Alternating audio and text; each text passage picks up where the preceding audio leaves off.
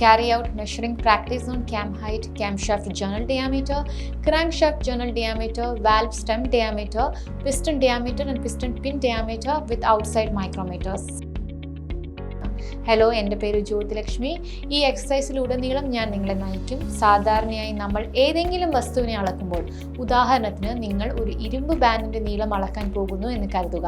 അളക്കാൻ ഏത് മെഷറിംഗ് ഇൻസ്ട്രുമെൻ്റാണ് നിങ്ങൾ ഉപയോഗിക്കാൻ ആഗ്രഹിക്കുന്നത്? ഒബ്ജക്റ്റ് ചെറുതാണെങ്കിൽ, ഉദാഹരണത്തിന് ഏകദേശം ഒരടിയിൽ താഴെ അത് അളക്കാൻ നമ്മൾ ഒരു സ്റ്റീൽ റൂൾ തിരഞ്ഞെടുക്കുന്നു. വസ്തുവിൻ്റെ നീളം കൂടുതലാണെന്ന് കരുതുകയാണെങ്കിൽ നമ്മൾ ഒരു സ്റ്റീൽ ടേപ്പ് തിരഞ്ഞെടുക്കുന്നു.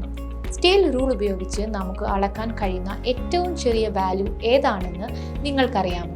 ഇൻഡസ്ട്രികളിൽ നമ്മൾ ഉപയോഗിക്കുന്ന സ്റ്റീൽ റൂളിന് 0.5 mm ആക്യുറസി ഉണ്ട്. 0.5 മില്ലിമീറ്ററോളം ചെറിയ വാല്യൂ നമുക്ക് അളക്കാൻ കഴിയുമെന്നാണ് ഇതിനർത്ഥം. ഒരു എൻജിൻ ഓവർഹൗൾ ചെയ്യുന്ന പ്രോസസ്സ് നമ്മൾ ചെയ്യുമ്പോൾ സർവീസിംഗ് ഉടനീളം സുഗമമാക്കുന്നതിന് എൻജിൻ ഡിസ്അസംബ്ലിംഗ് ചെയ്യുന്നത് ഉൾപ്പെടുന്നു. ഈ സമഗ്രമായ സേവനം ക്ലീനിംഗ്, തെറോ ഇൻസ്പെക്ഷൻ, എൻജിൻ കമ്പോണൻറ്റുകളുടെ തുടർന്നുള്ള റീ അസംബ്ലി തുടങ്ങിയ ആവശ്യ ജോലികളിൽ ഉൾക്കൊള്ളുന്നു. എൻജിൻ കമ്പോണൻറ്റുകളുടെ പരിശോധനയ്ക്ക് 0.5 മില്ലിമീറ്റർ കൂടുതൽ കമ്പോണൻറ്റുകളുടെ ആവശ്യമാണ്.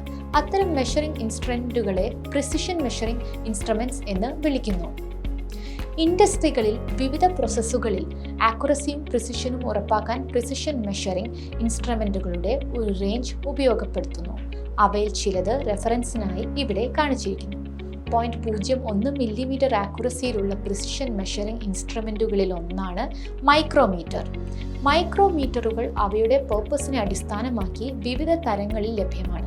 അവ ഔട്ട്സൈഡ്, ഇൻസൈഡ്, ഡെപ്ത് മൈക്രോമീറ്ററുകളാണ്. ഇപ്പോൾ cam height, cam shaft, crank shaft, journal diameter, valve stem diameter, piston pin diameter തുടങ്ങിയ എൻജിൻ കമ്പോണൻറ്റുകളുടെ ഔട്ട്സൈഡ് ഡയാമീറ്റർ എങ്ങനെ ഔട്ട്സൈഡ് മൈക്രോമീറ്റർ ഉപയോഗിച്ച് അളക്കാമെന്ന് ഞാൻ വിശദീകരിക്കാൻ പോകുന്നു.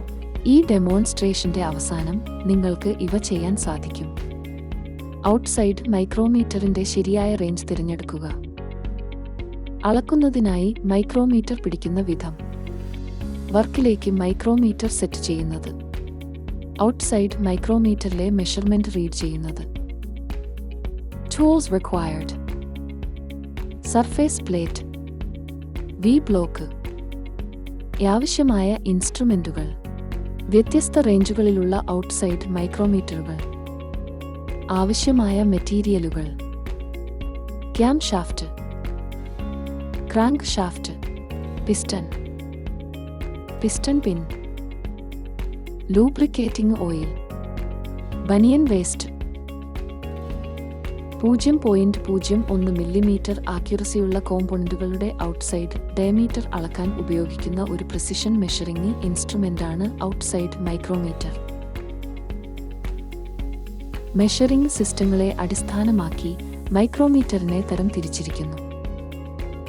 Metric micrometer, British micrometer. Metric മൈക്രോമീറ്ററുകളാണ് നമ്മുടെ രാജ്യത്ത് കൂടുതലും അളക്കാൻ ഉപയോഗിക്കുന്നത്. റേഞ്ചിന്റെ അടിസ്ഥാനത്തിൽ ഔട്ട്സൈഡ് മൈക്രോമീറ്ററുകളെ തരം തിരിച്ചിരിക്കുന്നു.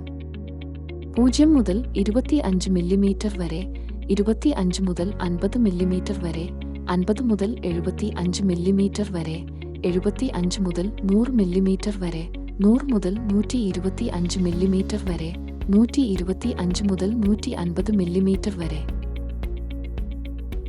മൈക്രോമീറ്ററിന്റെ ഭാഗങ്ങൾ നമുക്ക് പരിചയപ്പെടാം. അവ ഇപ്രകാരമാണ്: ഫ്രെയിം, അൻവിൽ, സ്പിൻഡിൽ, മെഷറിംഗ് ഫേസുകൾ, ലോക്ക്, ഗ്രാജുവേഷനുകളോട് കൂടിയ സ്ലീവ്, തിമ്പിൾ, റാച്ചറ്റ് സ്റ്റോപ്പ്.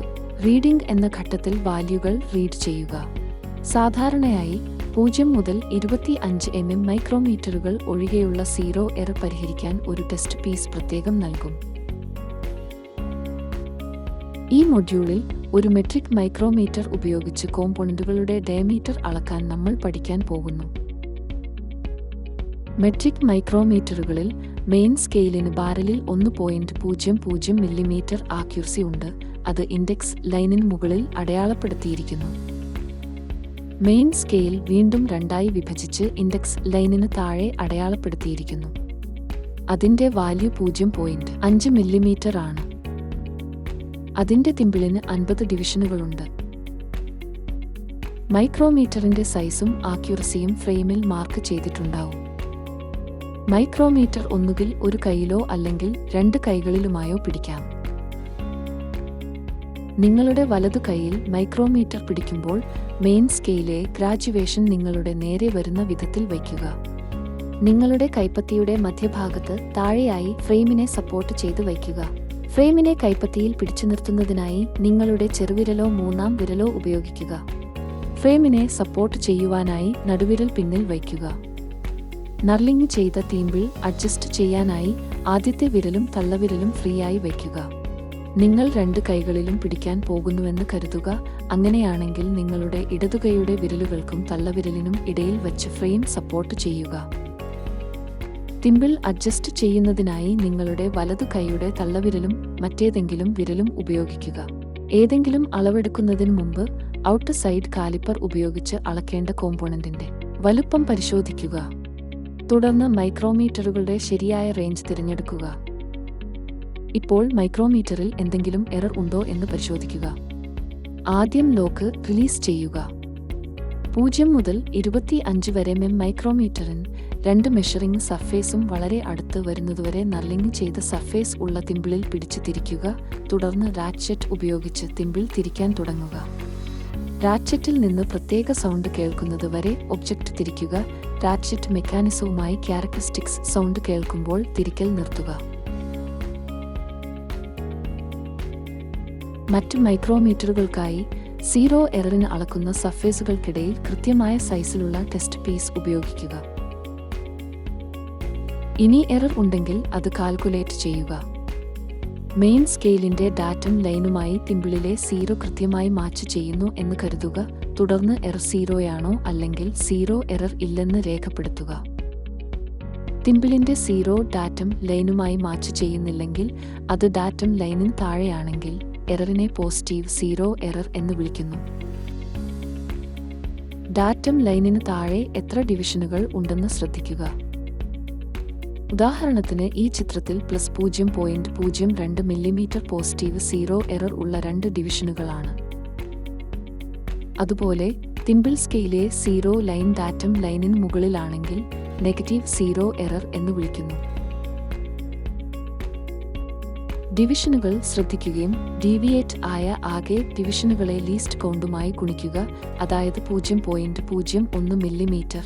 നിങ്ങൾക്ക് നെഗറ്റീവ് 0 എറർ ലഭിക്കും. ഉദാഹരണത്തിന് ഈ ചിത്രത്തിലെന്ന പോലെ ഇത് -0.04 മില്ലിമീറ്റർ ആണ്. മൈക്രോമീറ്റർ റീഡ് ചെയ്യുന്ന രീതി. വർക്ക് പീസിൽ നിന്ന് എടുത്ത റീഡിംഗ് നോക്കുക. ബാരൽ സ്കെയിലിൽ 1 മില്ലിമീറ്റർ ഇൻക്രിമെന്റുകൾ തിമ്പിളിന്റെ അരികിൽ നിന്ന് മുഴുവനായും കാണാവുന്ന മില്ലിമീറ്ററുകളുടെ എണ്ണം റീഡ് ചെയ്യുക. ഉദാ 7.00 മില്ലിമീറ്റർ.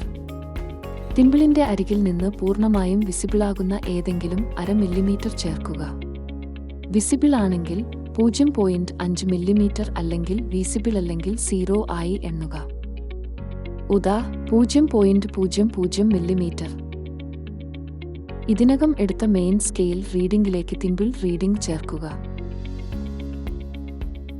ഉദാ 14 ഡിവിഷനുകൾ അല്ലെങ്കിൽ 14x 0.01 0.14 millimetre. Total reading 7.00 plus 0.00 plus 0.14 7.14 millimetre. ഇപ്പോൾ ഒരു മെട്രിക് ഔട്ട്സൈഡ് മൈക്രോമീറ്റർ ഉപയോഗിച്ച് ക്യാംഷാഫ്റ്റിന്റെ ക്യാം ഹൈറ്റും ജേർണൽ ഡയമീറ്ററും എങ്ങനെ അളക്കാമെന്ന് ഞാൻ കാണിക്കാൻ പോകുന്നു. ക്യാംഷാഫ്റ്റ് അളക്കുന്നതിന് മുമ്പ് സർഫസ് പ്ലേറ്റ് വൃത്തിയാക്കി ഓയിൽ ലെയർ അപ്ലൈ ചെയ്യുക. ശരിയായ വലിപ്പത്തിലുള്ള വി ബ്ലോക്കുകൾ സർഫസ് പ്ലേറ്റിൽ കൃത്യമായി വയ്ക്കുക. അളക്കേണ്ട ക്യാംഷാഫ്റ്റ് തിരഞ്ഞെടുത്ത് നന്നായി വൃത്തിയാക്കുക. വി ബ്ലോക്കുകളിൽ ക്യാംഷാഫ്റ്റ് വയ്ക്കുക. മെട്രിക് മൈക്രോമീറ്ററിന്റെ ശരിയായ വലിപ്പം തിരഞ്ഞെടുക്കുക. ഉദാഹരണത്തിന് ക്യാമിന്റെ ഏകദേശ വലുപ്പം 40.00 മില്ലിമീറ്റർ ആണ്. തുടർന്ന് 25 മുതൽ 50 വരെ മൈക്രോമീറ്റർ തിരഞ്ഞെടുക്കുക.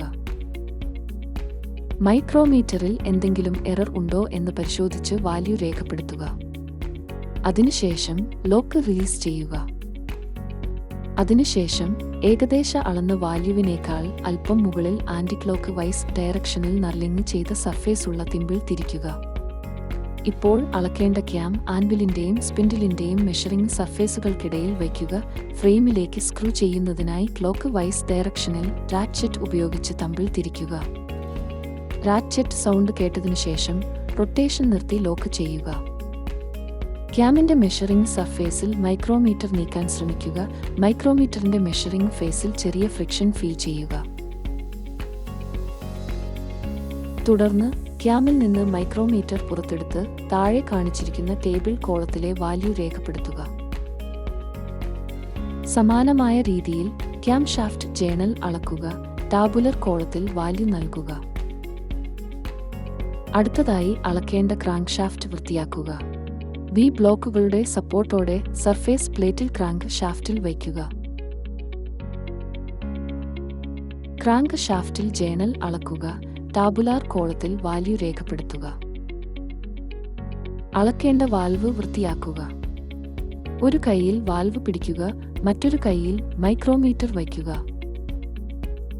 ഏതെങ്കിലും ടാപ്പറിനായി വാല്യൂസ് പരിശോധിക്കുന്നതിന് 3 വ്യത്യസ്ത സ്ഥലങ്ങളിൽ സ്റ്റെമ്മിന്റെ ഡയമീറ്റർ അളക്കുക. എന്തെങ്കിലും സ്കഫിംഗ് ഉണ്ടോയെന്ന് പരിശോധിക്കുക. അളക്കേണ്ട പിസ്റ്റൺ വൃത്തിയാക്കുക. സർഫേസ് പ്ലേറ്റിൽ പിസ്റ്റൺ വയ്ക്കുക.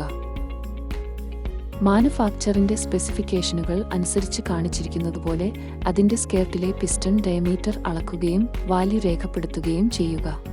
അടുത്തതായി പിസ്റ്റൺ പിൻ വൃത്തിയാക്കി നിങ്ങളുടെ വലതു കൈയിൽ പിടിക്കുക. ഇടത് കൈയിൽ മൈക്രോമീറ്റർ പിടിക്കുക. വാല്യൂ അളക്കുകയും രേഖപ്പെടുത്തുകയും ചെയ്യുക.